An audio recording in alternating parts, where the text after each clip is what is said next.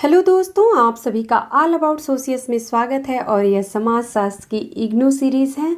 इसमें हम लोग अभी कार्ल मार्क्स के बारे में चर्चा कर रहे हैं। और कार्ल मार्क्स के जो उत्पादन के साधन हैं और उत्पादन की शक्तियां हैं, इनके बारे में हम लोग ऑलरेडी चर्चा कर चुके हैं। अपने इस वीडियो में हम लोग उत्पादन प्रणाली के बारे में चर्चा करेंगे। मार्क्स के अनुसार जो सामाजिक इतिहास की अवस्थाएं हैं, जो एक अवस्था से दूसरे अवस्था में किस प्रकार से समाज परिवर्तित होता है, उसमें जो फर्क पड़ता है वह इस बात से नहीं पड़ता है कि मनुष्य ने क्या उत्पादित किया है, बल्कि इस बात से पड़ता है कि उन्होंने जीवन निर्वाह के लिए भौतिक वस्तुओं का उत्पादन कैसे और किन साधनों के द्वारा किया है। अर्थात यह हम कह सकते हैं कि भौतिक उत्पादन की क्रमिक प्रणाली जो है, एक अवस्था से दूसरी अवस्था में किस प्रकार से परिवर्तित होती जाती है, यही इतिहास का आधार है। यह भी कहा जा सकता है कि उत्पादन के संबंध और उत्पादन की शक्तियाँ उत्पादन प्रणाली के दो पक्ष हैं। अर्थात उत्पादन प्रणाली के दो पक्ष कौन कौन से माने जाएंगे? उत्पादन के संबंध और उत्पादन की शक्तियाँ। इन दोनों को मिला के हम उत्पादन प्रणाली को समझ सकते हैं। समाज में उत्पादन की शक्तियाँ जो हैं, वह प्रकृति पर मानव के नियंत्रण की मात्रा को दिखाती हैं कि जिस प्रकार से उत्पादन की शक्तियाँ विकसित होती जाती हैं, वैसे ही मानव प्रकृति पर उतना ही ज़्यादा अपना नियंत्रण करता जाता है। उत्पादन करने के लिए समाज के सदस्य परस्पर सुनिश्चित संबंधों में बंध जाते हैं। भौतिक वस्तुओं का उत्पादन कैसे होता है, इसी पर उत्पादन के संबंध आधारित होते हैं। अर्थात भौतिक वस्तुओं का उत्पादन कैसे किया जाना है, तो जो उत्पादन के संबंध हैं वह इसी पर आधारित होता है। इन्हीं सामाजिक संबंधों के अंतर्गत उत्पादन होता है।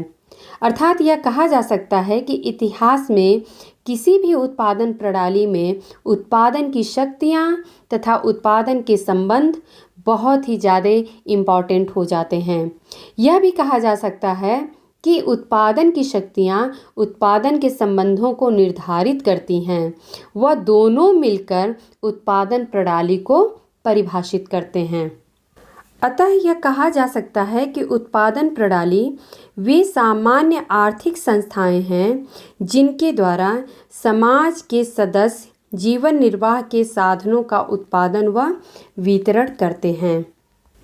उत्पादन प्रणाली में निर्णायक तत्व अतिरिक्त उत्पादन को माना जाता है। उत्पादन प्रणाली की परिभाषा में निर्णायक तत्व यह है कि अतिरिक्त उत्पादन कैसे होता है तथा उसके उपभोग को किस प्रकार नियंत्रित किया जा सकता है। अर्थात जो उत्पादन प्रणाली है, इसमें सबसे बड़ा जो निर्णायक तत्व होता है वह अतिरिक्त उत्पादन होता है। और यह कैसे होता है, इसको हम लोग अभी और अच्छे से समझेंगे। अतिरिक्त उत्पादन का तात्पर्य यहाँ उस शेष भाग से है जो कि आवश्यकताओं के पूर्ति के बाद भी बचा रहता है। अर्थात कुछ उत्पादन तो हम लोग इसलिए करते हैं कि जिनकी हमें आवश्यकता है, लेकिन जब हम अपनी आवश्यकताओं से भी अधिक उत्पादन यदि हम कर रहे हैं, उसी को अतिरिक्त उत्पादन कहते हैं, कि जो हमारी आवश्यकताओं को पूर्ण करने के बाद भी बचा रहे। मार्क्स के अनुसार पूंजीवादी उत्पादन प्रणाली के अंतर्गत अतिरिक्त उत्पादन जो है वह लाभ का रूप ग्रहण कर लेता है, अर्थात लाभ के रूप में परिवर्तित हो जाता है। किस प्रणाली में? पूंजीवादी उत्पादन प्रणाली में। तो ये तो हम सभी देखते हैं और जानते हैं कि जो पूंजीवादी उत्पादन प्रणाली है, अर्थात जो अभी का समय है, इसमें जो भी क्रियाकलाप हो रहा है वह अतिरिक्त लाभ के लिए ही हो रहा है।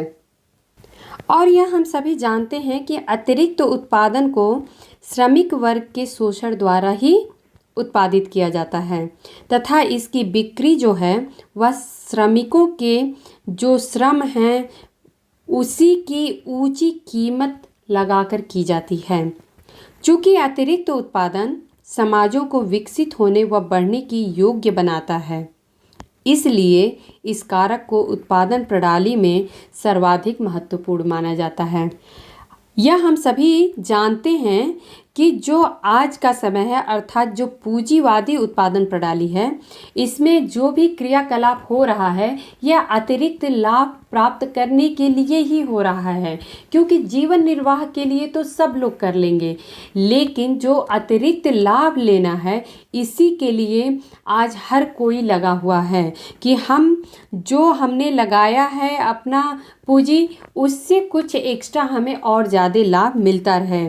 तो यही अतिरिक्त उत्पादन समाज को विकसित होने और बढ़ने की योग्य बनाता है।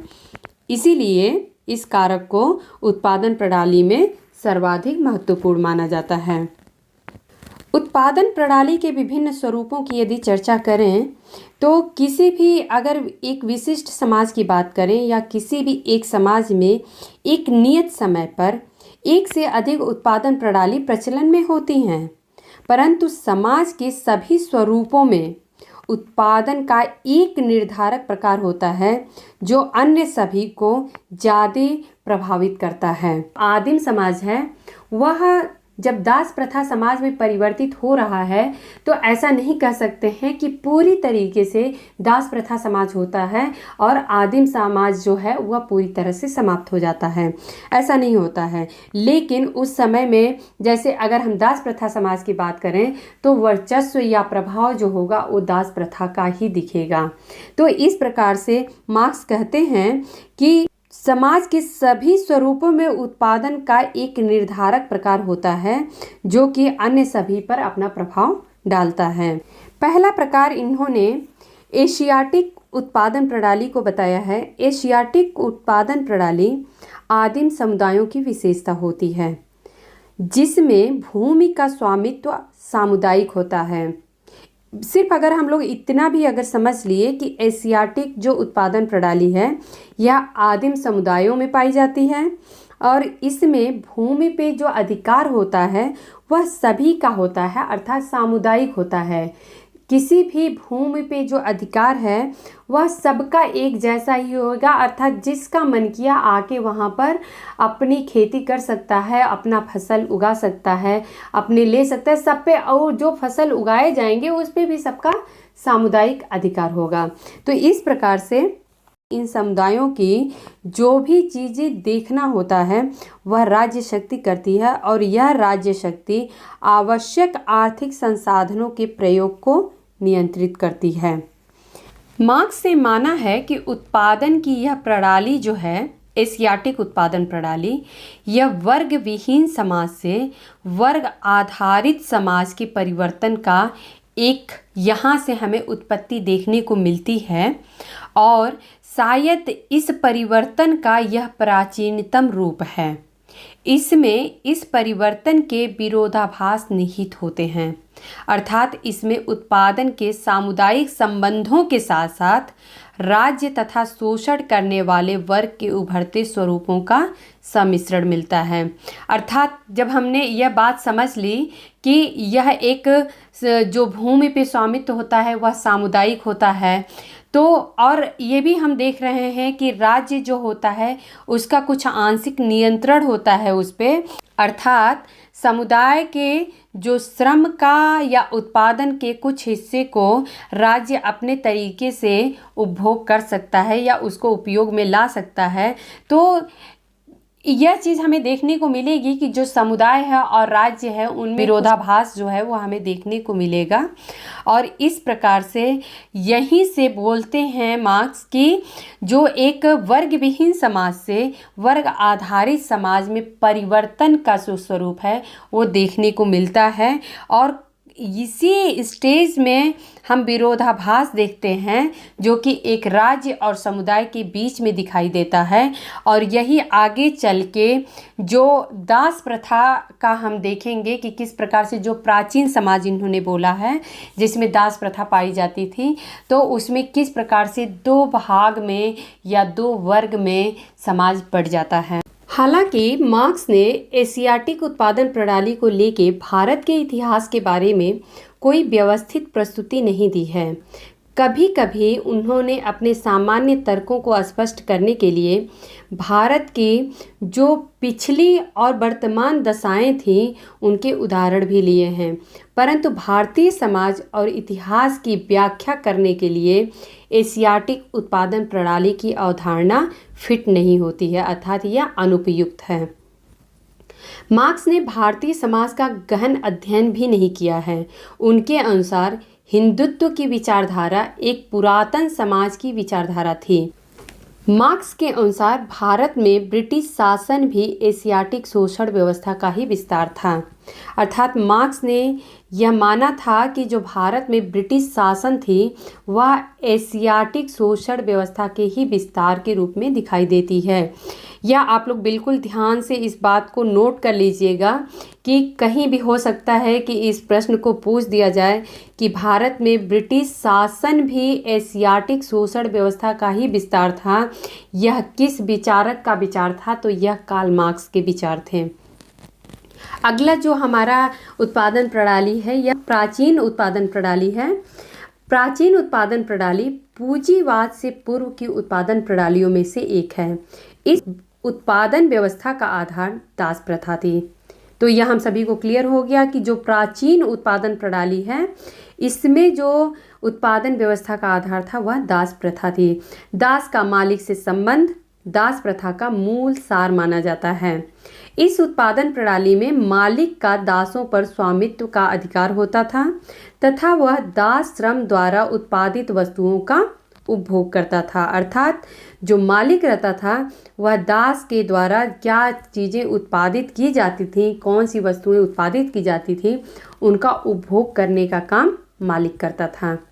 तो इस प्रकार से हम लोग देख रहे हैं कि जो मालिक होता है वह दास जो भी वस्तुएं उत्पादित करता है उसका सिर्फ उपभोग करता है और उस उपभोग के अतिरिक्त अगर जो चीज़ें बच जाती हैं उत्पादन की वह मालिक का लाभ बन जाता है। परंतु यह प्रायः भुला दिया जाता है कि इसके परे दास को अपने स्वयं के अपनी खुद की चीज़ों से वंचित रख दिया जाता है, अर्थात जिस चीज़ों को उन्होंने खुद पैदा किया उत्पादित किया उन्हीं से दास को वंचित रख दिया जाता है। यहाँ पर कुछ बहुत ही मार्मिक बातें कही गई हैं। यहाँ पर लिखा गया है कि समुदाय के अन्य सदस्यों से दास भिन्न होते हैं क्योंकि उन्हें अपनी संतान पैदा करने के अधिकार से वंचित रखा जाता है, अर्थात जो दास होते हैं उन्हें अपनी संतान पैदा करने का अधिकार नहीं होता है। समाज में विदेशी के रूप में उनकी प्रस्थिति अस्थायी हो जाती है, अर्थात समाज में उन्हें इस दृष्टि से देखा जाता है कि वह इस समाज का व्यक्ति नहीं है बल्कि वह बाहर से आया हुआ है। चूँकि विदेशी है वह इस समाज का नहीं है तो इसलिए उससे हमें सिर्फ लाभ कमाना है, अर्थात इस व्यवस्था को निरंतर ऐसे ही ये व्यवस्था चलती रहे तो यह जरूरी है कि उनके अपने खुद के कोई आश्रित ना हो, उनका भरण पोषण करने के लिए दास के पास कोई ऑप्शन नहीं होना चाहिए। प्रत्येक पीढ़ी में पुराने बूढ़े हुए दासों के स्थान पर नए विदेशियों को दास के रूप में लाने के साधन होने चाहिए। इस शोषण के इन दो स्तरों में एक अनिवार्य और गहन संबंध है। यह संबंध क्या है? यह है कि एक समुदाय से दूसरे समुदाय में व्यक्ति चुराने का संबंध है और दास वर्ग तथा दासों के मालिक वर्गों के बीच शोषण का संबंध है। यहाँ पर मैंने एक आर्टिकल टैग किया है, इसमें लिखा है कृषि से जुड़ी दासता। इसको हम लोग थोड़ा समझ लेते हैं। मार्क्स ने जिस दासवासी उत्पादन प्रणाली के बारे में बताया है वह रोम साम्राज्य के दौरान इटली में प्रचलित था, अर्थात अभी हम लोगों ने जो दास प्रथा के समाज की चर्चा की यह कहाँ की थी? यह इटली की थी। 200 ईस्वी के आसपास इस साम्राज्य में पश्चिमी एशिया मिस्र से मोरक्को तक सारा उत्तरी अफ्रीका तथा ब्रिटेन सहित यूरोप के अधिकतर भाग शामिल थे। इनका क्षेत्र लगभग 10,75,000 वर्ग मील था और जनसंख्या 6 करोड़ के लगभग थी। इतने बड़े साम्राज्य में विभिन्न उत्पादन प्रणालियों वाले समाजों का होना स्वाभाविक था। कृषि के क्षेत्र में दास प्रथा ने इटली में ऐसा स्वरूप धारण कर लिया था जैसा कि पहले कभी नहीं हुआ था। कुछ अन्य नगर राज्यों जैसे एथेंस में भी दास प्रथा ही प्रमुख उत्पादन प्रणाली थी। इन राज्यों में शासक वर्ग दास श्रम से संपदा अर्जित करता था। रोमन साम्राज्य के पश्चिमी भाग में प्राचीन उत्पादन प्रणाली का स्थान सामंतवादी उत्पादन प्रणाली ने ले लिया था। तो इस प्रकार से हम लोग देख रहे हैं यहाँ पर कि मार्क्स ने जिस दासवादी उत्पादन प्रणाली का जिक्र किया है वह किस प्रकार से था। अब आगे हम लोग सामंतवादी उत्पादन प्रणाली के बारे में समझ लेते हैं। तो मार्क्स तथा एंजल्स की प्राथमिक रूप से पूंजीवादी उत्पादन प्रणाली में ज़्यादा रुचि थी। अर्थात मार्क्स और एंजल्स की जो मुख्य रुचि थी वह पूंजीवादी उत्पादन प्रणाली में थी। सामंतवाद पे उन्होंने जो भी चीज़ें लिखी हैं वह कहीं न कहीं पूंजीवाद से जोड़ के लिखी हैं। साथ ही साथ उनकी कृतियों में सामंतवाद से पूंजीवादी उत्पादन प्रणाली में परिवर्तन पर ध्यान केंद्रित किया गया है। सामंतवादी व्यवस्था में श्रम का प्रचलित रूप क्या था और श्रम के उत्पादकों का उपभोग कैसे किया जाता था, वह इस बारे में भी सोच रहे थे। दोनों ने पाया कि सामंती भूपति कृषक मजदूरों का ठीक उसी प्रकार शोषण करते थे जिस प्रकार पूंजीपति अपने श्रमिकों अथवा सर्वहारा को शोषित करते हैं। पूंजीपति अतिरिक्त मूल्य कमाते हैं और सामंतवादी भूपति जो थे वह अपने भूमिहीन कृषकों से भूमि का किराया वसूलते थे। तो इस प्रकार से हम लोग देख रहे हैं कि यह प्रक्रिया प्राचीन जो उत्पादन प्रणाली थी उसमें भी देखने को मिली कि किस प्रकार से जो मालिक था वह दास से काम करवाता था और उनसे जो उत्पादित वस्तुएं थी उनका उपभोग करता था तथा जो और भी एक्स्ट्रा बच जाता था वह मालिक का लाभ बन जाता था। उसी प्रकार से सामंतवादी जो व्यवस्था है उत्पादन की उसमें किस प्रकार से जो सामंतवादी थे कृषक मजदूर थे उनसे किस प्रकार से भूमि का किराया वसूलते थे, तो यह भी एक शोषण था। और उसी प्रकार से अगर हम आज के आधुनिक पूंजीपति समाज की बात करें तो उसमें भी किस प्रकार से पूंजीपति होता है वह अपने श्रमिकों का शोषण करता है और अतिरिक्त मूल्य कमाता है। जो सामंतवादी व्यवस्था है इसमें भूमिहीन जो किसान थे अर्थात जिनकी खुद की भूमि नहीं थी वह स्वतंत्र नहीं होने के कारण संपत्ति के अधिकार से वंचित थे। अर्थात उनके पास खुद की संपत्ति नहीं रहती थी। हाँ, वे भूमिपति की संपत्ति का प्रयोग जरूर कर सकते थे अर्थात उनको यूज में ले सकते थे। वे अपने श्रम अथवा श्रम के उत्पादों को भूपतियों के हाथ देने को मजबूर थे ताकि वह अपने परिवार का जीवन निर्वाह कर सकें। सामंतवादी समाज को मार्क्स तथा एंजल्स ने प्राचीन विश्व के दास समाज तथा आधुनिक युग के पूंजीपतियों एवं सर्वहाराओं के मध्य की एक कड़ी जोड़ने वाली अवस्था माना है। तो यहाँ पर यह जो सामंतवादी उत्पादन अवस्था है यह बहुत ही ज़्यादा महत्वपूर्ण हो जाती है क्योंकि इसी अवस्था को मार्क्स और एंजल्स ने दोनों की जो प्राचीन जो दास समाज था और जो आधुनिक युग है पूंजीपतियों का उनके बीच की कड़ी मानते हैं। सामंतवादी व्यवस्था के विकास के कारण ही विनिमय का विकास हुआ है।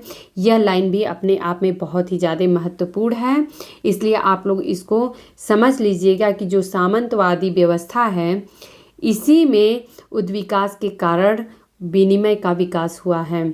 इसने पूंजीवादी उत्पादन के संबंधों की नींव डाली जो कि बाद में सामंतवादी व्यवस्था का मुख्य विरोधाभास बन गए और जिनके कारण सामंतवादी व्यवस्था का अंत हो गया। तो कहीं ना कहीं जो सामंतवादी व्यवस्था है इनके अंदर ही विरोधाभास देखने को मिल गया और धीरे धीरे लोग पूंजी पति जो उत्पादन प्रणाली थी उसकी तरफ लोग उन्मुख होने लगे।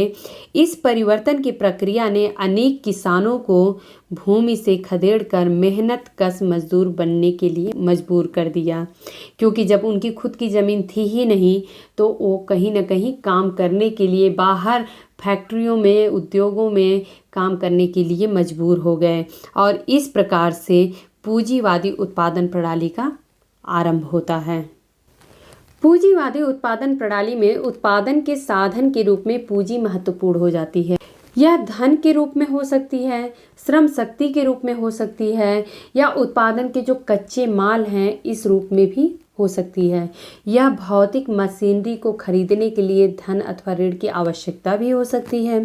पूंजीवादी उत्पादन प्रणाली में पूंजी के विभिन्न स्वरूपों का निजी स्वामित्व जो है वह पूंजीपति या बुर्जुआ वर्ग के हाथ में होता है।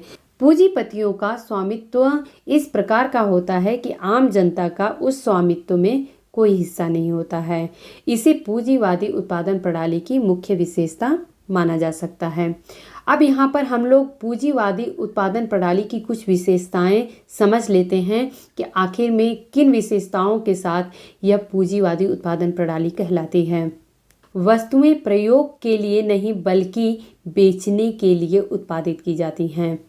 श्रम शक्ति अथवा उपयोगी कार्य करने की क्षमता को बाजार में बेचा व खरीदा जाता है। तो यह हम सभी देख रहे हैं कि आज जो भी श्रम शक्ति है वह बाजार में बेची और खरीदी जाती है। किसी विशेष समय अथवा अवधि के लिए तथा किसी विशेष कार्य के लिए श्रम शक्ति का नगद वेतन के बदले में विनिमय किया जाता है, अर्थात किसी विशेष काम करने के लिए किसी श्रमिक को पैसा दिया जाता है और वह काम करवाया जाता है। प्राचीन उत्पादन प्रणाली में श्रमिक अपना श्रम देने के लिए बाध्य होते थे, लेकिन इसके विपरीत पूंजीवादी उत्पादन प्रणाली में श्रमिक अपने लिए खुद वह कॉन्ट्रैक्ट करते हैं कि हमें कौन सा काम करना है, कितने में करना है, और अगर वह तैयार है तभी वह काम करेंगे, उनको कोई बाध्य नहीं करता है। विनिमय के माध्यम से धन का उपयोग किया जाता है। इस प्रक्रिया में बैंकों तथा वित्तीय माध्यमिक संस्थाओं की महत्वपूर्ण भूमिका पाई जाती है। उत्पादन प्रक्रिया पूंजीपति अथवा उनके प्रबंधन द्वारा नियंत्रित होती है। पूंजीपति व्यक्तिगत रूप से श्रम एवं वित्त नियंत्रण के लिए प्रतिस्पर्धा करते हैं, अर्थात बहुत ज़्यादा कंपटीशन भी देखने को मिलता है। उत्पादन प्रणाली के रूप में पूंजीवाद सबसे पहले यूरोप में उभरा था। तो यह बात हम लोगों को बिल्कुल क्लियर हो जाना चाहिए कि जो यह उत्पादन प्रणाली का जो पूंजीवाद स्वरूप हमको दिखता है वह सबसे पहले यूरोप में दिखाई दिया था। उस समय में मार्क्स यह देख रहे थे कि यह जो प्रौद्योगिकी क्रांति हो रही थी तो किस प्रकार से टेक्नोलॉजी बहुत ज़्यादा डेवलप हो रही थी और इसके साथ साथ पूंजीवादी अर्थव्यवस्था में भी काफ़ी ज़्यादा प्रगति हो रही थी। और मार्क्स ने पूंजीवाद को एक ऐसी ऐतिहासिक अवस्था माना था जिसका स्थान आगे भविष्य में समाजवाद ले लेगा। तो समाजवाद की मार्क्स ने कल्पना की थी। अर्थात हम लोग बहुत सारी किताबों में देखते हैं कि इनके 5 प्रकार बताए जाते हैं जो मार्क्स के द्वारा उत्पादन प्रणालियां दी गई हैं, लेकिन जो इग्नू की किताब है इसमें इनके 4 उत्पादन प्रणालियों का ही जिक्र किया गया है। एशियाटिक, प्राचीन, सामंतवादी और पूंजीवादी। इन्होंने जो समाजवाद की या साम्यवाद के समाज की जो थी उन्होंने कल्पना की थी कि भविष्य में एक ऐसा समय भी आएगा जब साम्यवाद की या समाजवाद की व्यवस्था हमें देखने को मिलेगी। तो इस प्रकार से यह आज कार्ल मार्क्स के उत्पादन प्रणाली का कॉन्सेप्ट क्लियर हुआ है। उम्मीद है कि आप लोगों को यह जो उत्पादन प्रणालियाँ थीं एक स्टेप से दूसरे स्टेप में कैसे चेंज होती हैं और क्या इनके लक्षण थे या आप लोगों को अच्छे से समझ में आ गया होगा। और इसी कड़ी में हम लोग अपने अगले जो लेक्चर है उसमें वर्ग एवं वर्ग संघर्ष के बारे में चर्चा करेंगे। तो बस आप लोग ऐसे ही पढ़ते रहिए, हमारे साथ जुड़े रहिए। धन्यवाद।